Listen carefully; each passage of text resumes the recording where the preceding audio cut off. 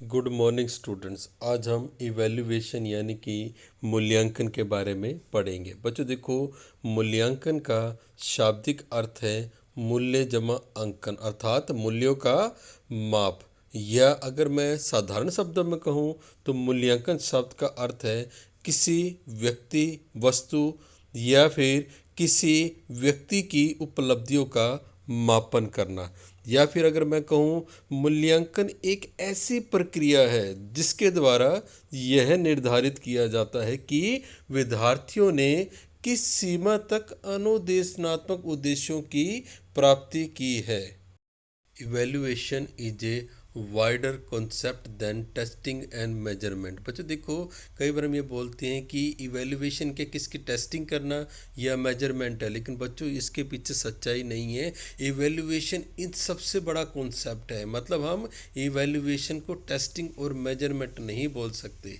एक बात बच्चों देखो, मैंने स्लाइड में और भी लिखी हुई है, evaluation is the combination of quantitative estimation plus qualitative judgement of one behaviour. मतलब अगर हम किसी व्यक्ति के बिहेवियर को जज करना चाहते हैं, मतलब हम आप उसके व्यक्ति के बिहेवियर को हम इवेल्युएशन करना चाहते हैं, तो हमको उसके क्वांटिटी और क्वालिटी, मतलब एक व्यक्ति के बिहेवियर की जो क्वालिटी है हमें उसको भी, और उसके साथ साथ व्यक्ति की जो क्वांटिटी है बिहेवियर की, उसको भी इसके अंदर हमें इवेल्युएशन करना होगा।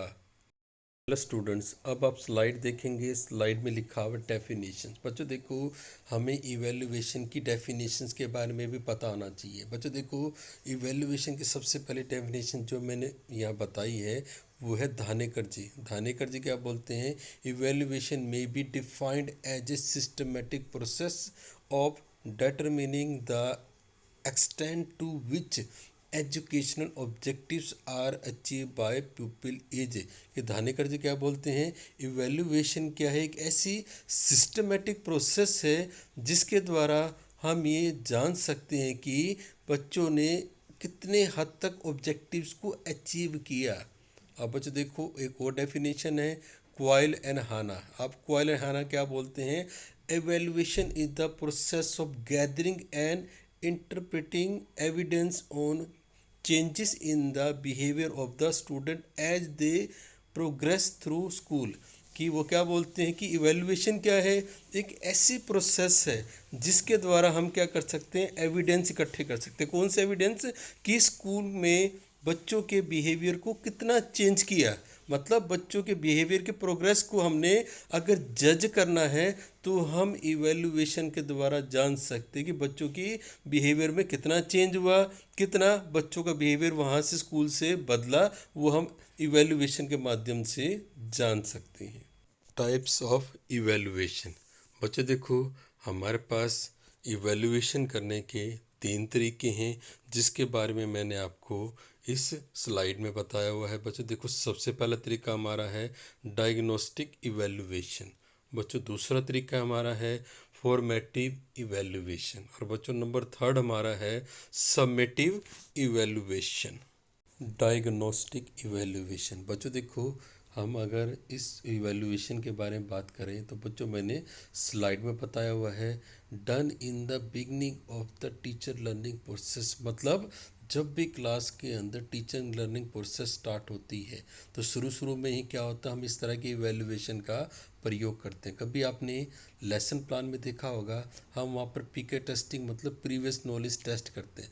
बच्चों जो प्रीवियस नॉलेज टेस्ट की जाती है उसको ही हम डायग्नोस्टिक इवेल्युएशन बोलते हैं। ठीक है बच्चों, दूसरा मैंने बताया हुआ to help to find out the specific weakness in individual और होल। कि अगर मैं क्लास के अंदर अपना चैप्टर स्टार्ट करने जा रहा हूँ तो चैप्टर स्टार्ट करने से पहले मैं क्या करूँगा, बच्चों के बारे में जानूँगा कि मेरे क्लास के अंदर स्टूडेंट कैसे हैं, उनके आईक्यू लेवल कितना है, वो उस मेरे टॉपिक के बारे में कितना स्पेसिफिक जानते हैं, या उस सब्जेक्ट के बारे में बच्चों की वीकनेस क्या है उसको जानने के लिए मुझे क्या करना पड़ेगा, टीचिंग लर्निंग प्रोसेस शुरू करने से पहले बच्चों का डायग्नोस्टिक इवेल्युएशन करना होगा। एक बात बच्चों मैंने और बताई है, help in designing of the course and curriculum according to the capability of the learner. कि अगर मैं पीके टेस्टिंग करता हूँ तो क्यों करता हूँ, ताकि मैं ये जान पाऊँ कि जिनको मैं सिखाने के लिए जा रहा हूँ, मतलब जो मेरे सामने लर्नर है, मेरे स्टूडेंट्स हैं, उनमें कितनी कैपेबिलिटी है और उसके अकॉर्डिंग मैं कौन सा कोर्स या करिकुलम यूज़ कर सकता हूँ बच्चों, ये बताने के लिए हम डायग्नोस्टिक इवैल्यूएशन का प्रयोग करते हैं। फॉर्मेटिव इवैल्यूएशन बच्चों देखो, फॉर्मेटिव इवैल्यूएशन क्या है? जब भी टीचर क्लास के अंदर टीच करता है तो टीच करते समय टीचर बच्चों से कुछ क्वेश्चंस पूछता है, ठीक है, जिसको हम इमीडिएट फीडबैक भी बोल सकते हैं, या फिर क्लास में टीच करने के बाद टीचर बच्चों का टेस्ट लेता है, उनसे क्वेश्चंस पुट करता है, ताकि टीचर यह जान पाए कि बच्चों को कॉन्सेप्ट समझ में आया कि नहीं आया। तो आपने देखा होगा मोस्टली क्लासेस के अंदर टीचर किसी भी कॉन्सेप्ट को कराने के दौरान बच्चों को बीच बीच में क्वेश्चंस पूछता है, ताकि वो ये जज कर पाए कि क्या वो जो करिकुलम पढ़ा रहा है वो सही तरीके से बच्चों को समझ में आ रहा है कि नहीं आ रहा। या सेकंड पॉइंट बच्चों देखो, मैंने बताया है help in making changes in the curriculum, teaching strategies and learning environment. बच्चों देखो, अब इसका क्या फ़ायदा है हमको फॉर्मेटिव इवैल्यूएशन का? मान लीजिए मैंने क्लास के अंदर कोई भी कॉन्सेप्ट करवाया, अब कॉन्सेप्ट करवाने के बाद मैं अगर बच्चों से क्वेश्चंस पुट करता हूँ और बच्चों के रिस्पॉन्सेज मेरे पास पॉजिटिव आते हैं, तो मुझे ये रह जाएगा कि मैंने जो पढ़ाया वो बच्चों को अच्छे तरीके से समझ आया, और नेक्स्ट टाइम क्या होगा, मैं उसी मेथड को यूज़ करूँगा। लेकिन अगर मैंने क्लास में टीच किया और टीच करने के बाद अगर मैंने बच्चों का इवैल्यूएशन किया जिसके अंदर रिस्पॉन्सेज क्या आवे, पॉजिटिव जगह नेगेटिव आया, तो मुझे ये रहेगा कि नेक्स्ट टाइम मुझे क्या करना होगा और अच्छी तैयारी करनी होगी, करिकुलम में चेंजेस करने होंगे, और इवन जो भी स्ट्रेटजी या जो भी मेथड मैंने यूज़ किया था मुझे नेक्स्ट टाइम उस मेथड क्या होगा, चेंज करना पड़ेगा। अच्छा बच्चों, अब हम बात करेंगे सबमिटिव इवैल्यूएशन। बच्चों देखो, सबमिटिव इवैल्यूएशन क्या है? अगर मैं आपको शॉर्ट में बताऊं तो वो इवैल्यूएशन जो किसी कोर्स के एंड में किया जाता है।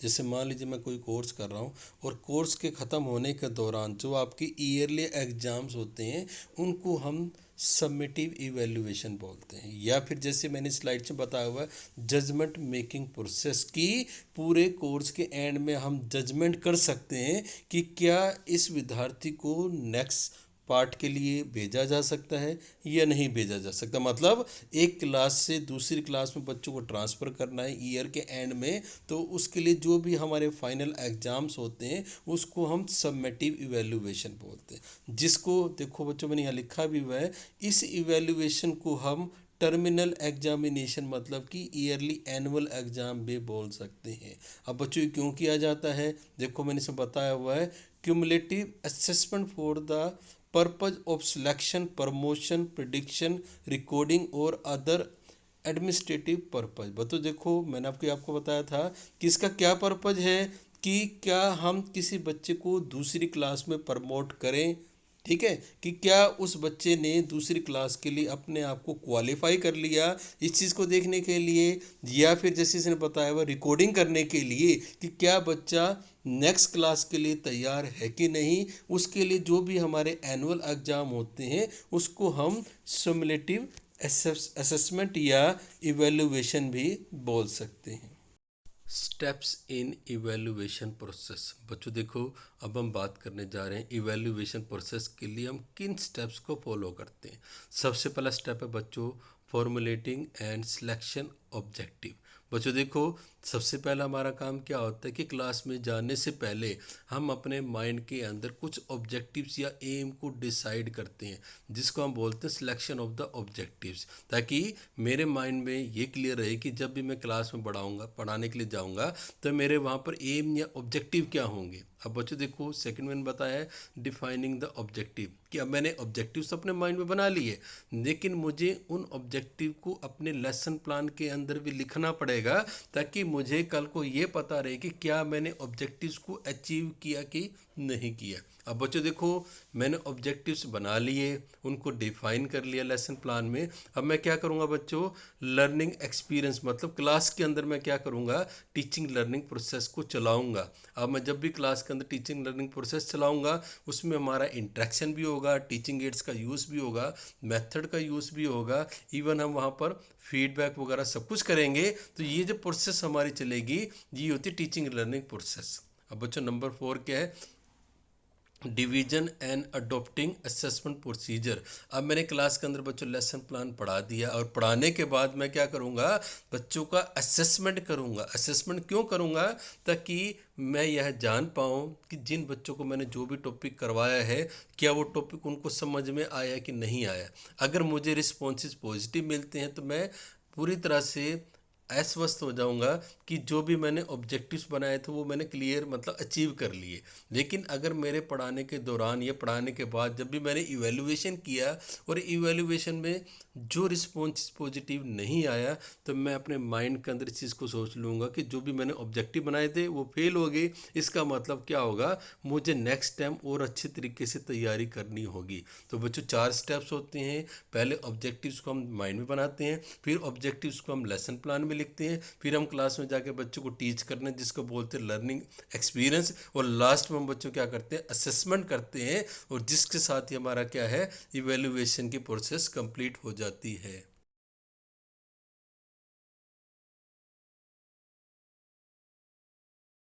Tools and techniques of evaluation. बच्चों देखो, जब भी हम किसी का इवेल्युएशन करते हैं ना, तो हम 4 तरह की टेक्निक्स या टूल्स का यूज़ करते हैं, जिसमें सबसे पहला हमारा है टेस्टिंग प्रोसीजर। बच्चों सेकंड टूल हमारे पास होता है सेल्फ रिपोर्टिंग टेक्निक। बच्चों नंबर थर्ड होता है हमारा ऑब्जर्वेशन मेथड, और नंबर 4 बच्चों हमारा प्रोजेक्टिव मेजर्स कह सकते हैं, प्रोजेक्टिव मेथड भी बोल सकते हैं। Testing procedures. बच्चों देखो, हम किसी बच्चे का ऑब्जर्वेशन करने के लिए कौन कौन से टेस्टिंग प्रोसीजर्स का यूज़ कर सकते हैं, मैंने इस स्लाइड में आपको बताने की कोशिश की है। बच्चों देखो, अगर हम किसी व्यक्ति को टेस्ट करना चाहते हैं तो हमारे पास क्या क्या तरीके हैं बच्चों। सबसे पहले हम किसी बच्चे का रिटन टेस्ट ले सकते हैं, दूसरा बच्चे का हम वर्बल टेस्ट ले सकते हैं, तीसरा या तो हम बच्चे को प्रैक्टिकली टेस्ट ले सकते हैं, या फोर्थ मैंने बता दिया आपको इसके परफॉर्मेंस टेस्ट भी हम इसमें यूज़ कर सकते हैं। Self reporting techniques. बच्चों देखो, हम सेल्फ रिपोर्टिंग टेक्निक का यूज़ करके भी इवैल्यूएशन कर सकते हैं। बच्चों देखो, सेल्फ रिपोर्टिंग में मैंने आपको कुछ टेक्निक्स बताई हैं जिसके द्वारा हम किसी भी व्यक्ति का इवैल्यूएशन कर सकते हैं। कैसे कर सकते हैं बच्चों देखो, सबसे पहले हम क्वेश्चनियर बना करके और उन क्वेश्चनियर के रिस्पॉन्सेज के आधार पर हम व्यक्ति का इवैल्यूएशन कर सकते हैं। दूसरा बच्चों, हम ऑटोबायोग्राफी मतलब किसी व्यक्ति की ऑटोबायोग्राफी से भी जान सकते हैं कि उस व्यक्ति का बिहेवियर कैसा है। बच्चों थर्ड मैंने आपको बताया इंटरव्यू, कि हम इंटरव्यू के माध्यम से भी किसी व्यक्ति के बारे में जान सकते हैं। या फोर्थ मैंने बताया किसी व्यक्ति की अगर पर्सनल डायरी है तो उस पर्सनल डायरी के माध्यम से भी हम उस व्यक्ति का इवैल्यूएशन कर सकते हैं। बच्चों अब हम प्रोजेक्टिव मेजर्स के बारे में बात करेंगे कि हम प्रोजेक्टिव मेजर्स के थ्रू किस तरीके से किसी व्यक्ति का इवैल्यूएशन कर सकते हैं। देखो बच्चों, मैंने स्लाइड में आपको बताया है, सबसे पहले हम किसी व्यक्ति का एसोसिएशन टेस्ट लेते हैं। इसके माध्यम से भी हम किसी व्यक्ति का इवैल्यूएशन कर सकते हैं। सेकंड मैंने बच्चों आपको बताया है सेंटेंस कंप्लीशन टेस्ट, जिसको हम शॉर्ट में SCT कहते हैं, इसका भी यूज़ करके। नंबर थर्ड बच्चों मैंने आपको बताया है वर्ड एसोसिएशन टेस्ट, जिसको शॉर्ट में हम वैट कहते हैं। नंबर 4 बच्चों मैंने बताया है थर्मेटिक एप्रिसिएशन टेस्ट, जिसको हम टैट कहते हैं बच्चों।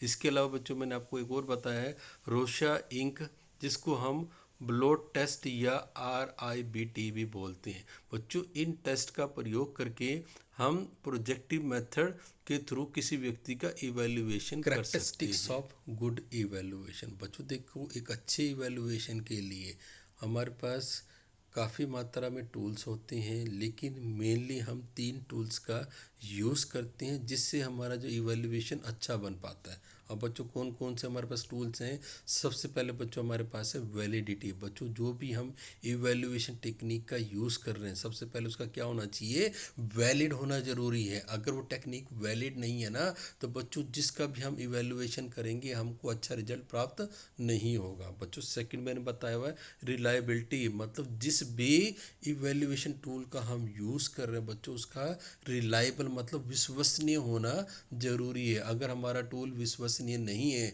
तो जो भी रिस्पॉन्स हमको इवैल्यूएशन मिलेगा वो बिल्कुल भी रिलायबल नहीं होगा। नंबर थर्ड बच्चों में बताया यूसेबिलिटी, मतलब जिस भी टूल का हम यूज़ कर रहे हैं इवैल्यूएशन के लिए उसका यूजेबल होना भी ज़रूरी है। मान लीजिए हमने किसी का इवैल्यूएशन किया, इवैल्यूएशन करने के बाद हम उसको कहीं भी शो करते हैं लेकिन वो वहाँ पर यूज़ नहीं हो पाता, तो इसका मतलब वो हमारा टूल और वो इवैल्यूएशन है ना, वो हमारे लिए वेस्ट है।